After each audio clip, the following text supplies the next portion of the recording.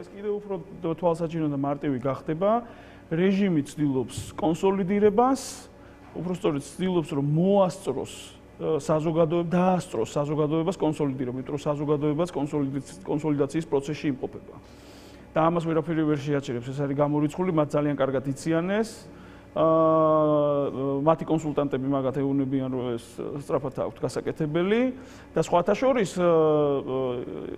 რეჟიმებს რო ჭირდებათ 20 წელი და რამოდენიმე 10 წლეული რო დამკვიდრდნენ, ამათ უწევთ ამის გაკეთება რამოდენიმე თვის განმავლობაში და ექსტრაორდინალურ სიტუაციაში უწევთ ამის გაკეთება.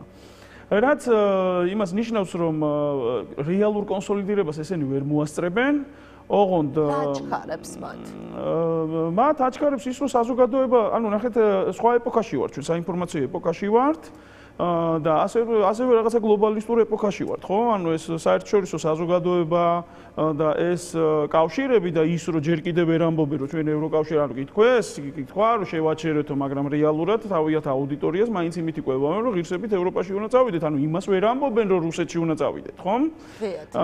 ამიტომ რაღაცნაირად ეს კონტექსტი მათთვის მნიშვნელოვანი არის, იმიტომ რომ ის ილუზიაში უნდა ამყოფონ ისინი, ხო? ანუ აქ იყენებენ სხვადასხვა თემებს, რომ ნაცები რო დაბრუნდნენ, ომი იქნება და ასე შემდეგ, ჩვენ გონიერად და ისე უნდა შევიდეთ და ასე შემდეგ ევროპაში.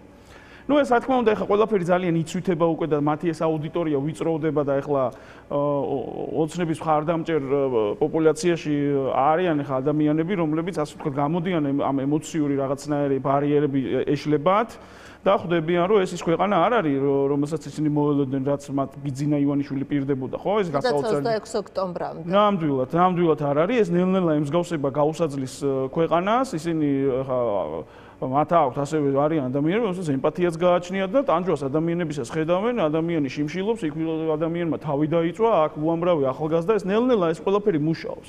ამიტომ ესენი ცდილობენ რომ ეს კონსოლიდირება მოასწრონ, ასევე ამათ იციან რომ გარედან არანაირი დახმარება ამათ არ ელით.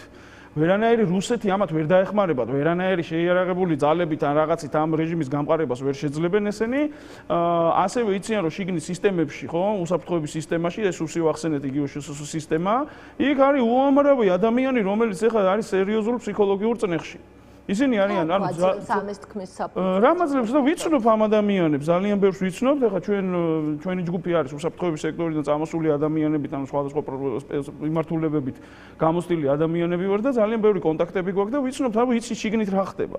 ახლა თქვენ წარმოიდგინეთ, მოდი თავიყოთ ელემენტარულად გამომძიებელი ავიღოთ, რომელიც რეალურად მთელი თავის კარიერა, ანუ შეგნებით რაღაც შინაგანი მოწოდებით, ურთულესი სისტემაა იქ და მთელი ეს პოსტსაბჭოთა ჩვენი უსაფრთხოების სისტემა ვერ გათანამედროვდა და ძალიან რთულია იქ კარიერის კეთება, მაგრამ წარმოიდგინეთ ეხლა რომ მთელი ცხოვრება კრიმინალებს ებრძვის. და ეხლა აღმოჩნდა რომ ამათ კრიმინალები ციხიდან გამოყავდა სისტემაში შეყოთ ფორმას აცმევენ საკვალიფიკაციო მოთხოვნები მოშლილია მთლიანად და ანუ გვერდზე ყავს კრიმინალი რომელიც რეალურად უნდა დაიჭიროს.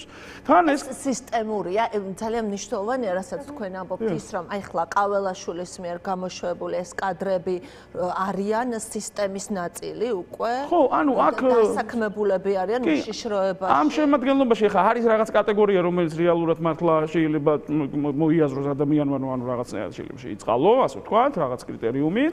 არიან კატეგორია, რომლებიც რეალურად სხვადასხვა მიზნით გამოიყენებიან. ტიტუშკები არიან. კი ბატონო, ტიტუშკებადაც, ანუ სხვადასხვა მიზნებით, რა, ეხლა რთულია ამის ანალიზი კონკრეტულად ეხლა თუ არ დაინახე მოქმედებაში, ხო, მაგრამ ჩვენ ვხედავთ, რომ რეალურად აი იგივე მაგისტრალის ამბავში, ანუ მაგისტრალის აქცია როცა იყო, იქ იყო სერიოზული კატეგორია, რომლებიც აშკარად ახალი შემოყვანილები არიან სისტემაში, ისინი არ ფლობდნენ იმუნარებს, ანუ იმ დისციპლინას და ასე ვთქვათ,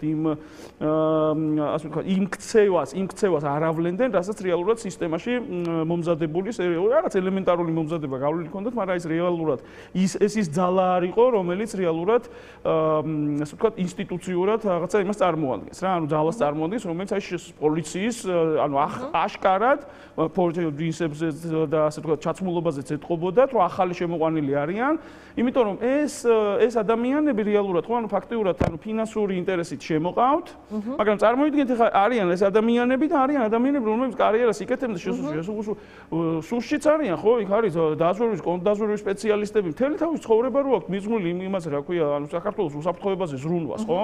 ამათვის ურთულესი არის ახლა როდესაც უყურებენ, თუ ანუ როგორ არის, ანუ ვიღაცა რომელიც ეხა შემოიყვანეს, იმიტომ რომ ეს იღებს დასრულებს პოლიტიკურ დავალებებს, იღებს ასევე პრემიებს ძალიან სერიოზულ და ეს ხელფასზე ზის და დაასდევს იქ ქურდს, იქ ყაჩაღს, იქ მოძალადეს და ასე შემდეგ. მე სხვათა შორის ძალიან ხშირი არის და ეს უფრო და უფრო ხშირდება და ეს რეჟიმების დამახასიათებელია, რომ ის ქურდი, ყაჩაღი ვისაც დაიჭერს ეს, ხშირად იმას გამოუჩნდება პატრონი, იმას მე იქ ვიღაცას იქ ვიღაცას ჩარევს, კრიმინალურ ავტორიტეტს ჩარევს, რომლებსაც ესენი იყენებენ და ის მე უცებ ქუჩაში გამოდის. ამან მთელი იძია ის დია და ამთხელა ძალისხმევა ჩადო და მე ეს ქუჩაში გამოუშვეს. მე როდესაც მე არაერთს ვიცნობ, რომ როდესაც მე ის გაუსაჩივრებია, შეგნით რომ როგორ ეს კრიმინალია დავიჭირე და მთელი ამბავი და მე იმის გამო რომ ამას ხმა მოუღია, ეს პოლიციელის გამოუგდია დგას. ეს დემორალიზებას იწვევს ალბათ. გასაკვირველია ძალიან სერიოზულად. კი, რეალურად აქ უზურპატორული თქვენაც აღწერეთ ახლა სიტუაცია უზურპაცია სახელმწიფო ინსტიტუტების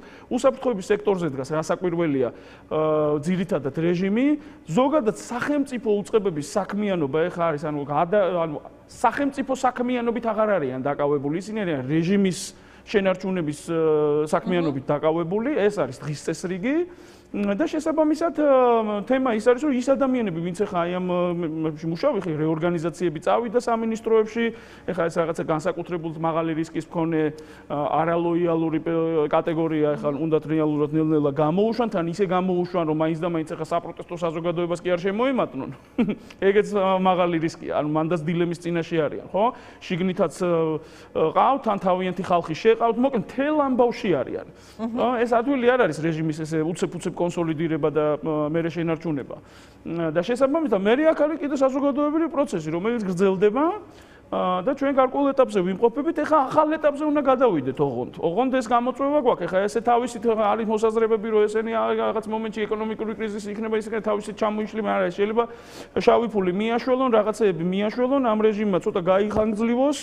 ასე ვთქვა და ჩვენ საზოგადოება რაღაც ეტაპზე გავიჭედოთ და გავჩერდეთ. ანუ კონსოლიდირება უნდა გავაგრძელოთ ჩვენ. ანუ ეს არ არის რომ გამოწვევები არ აქვს ჩვენ. უნდა გავაგრძელოთ ეს პროცესი. ეს ქუჩის აქციების გაგრძელებასაც ნიშნავს. ლიანი საპროტესტო ძალისხმევა, ეხლა, ანუ ვინაიდან ჩვენ ახლა ვიმყოფებით, რომ ეს ჯგუფები გამოკვეთილია, ხო, ბევრი არაჩვეულებრივი კრეატიული და ასე ვთქვა, უნიკალური პროცესი ვნახეთ, როდესაც ანუ საპროტესტო ლიდერებიც გამოიკვეთნენ რაღაცნაირად საპროტესტო დისცესტრიკს ვინც ქმნიან და ესენი არ არიან ნამდვილად პარტიული წარმომადგენლები, ესენი არიან საზოგადოებიდან წამოსული ადამიანები, რომლებიც უბრალოდ ანუ ხო გვერდზე გადადო თავისი ცხოვრება, სულ სხვა რაღაცას აკეთებდა და უცებ აღმოჩნდა, ანუ აი დადისდებს პროტესტებს მიუძღვა. ხო, ანუ ესეთი ადამიანები არიან, ეს საპროტესტო ძალისხმევა ეხა არის ამოსაყვანი ეროვნულ დონეზე და აი კონსოლიდირების პროცესი არის დასასრულებელი რაღაცნაირად და ძალიან სერიოზული სიმძიმის ცენტრი არის გასაკეთებელი რა, რომელიც იქნება ალტერნატივა და დაუპირისპირდება ამ ზურაბიშვილს თუ ხედავთ ამ ყველაფრის? გასაკვირველია ვხედავ.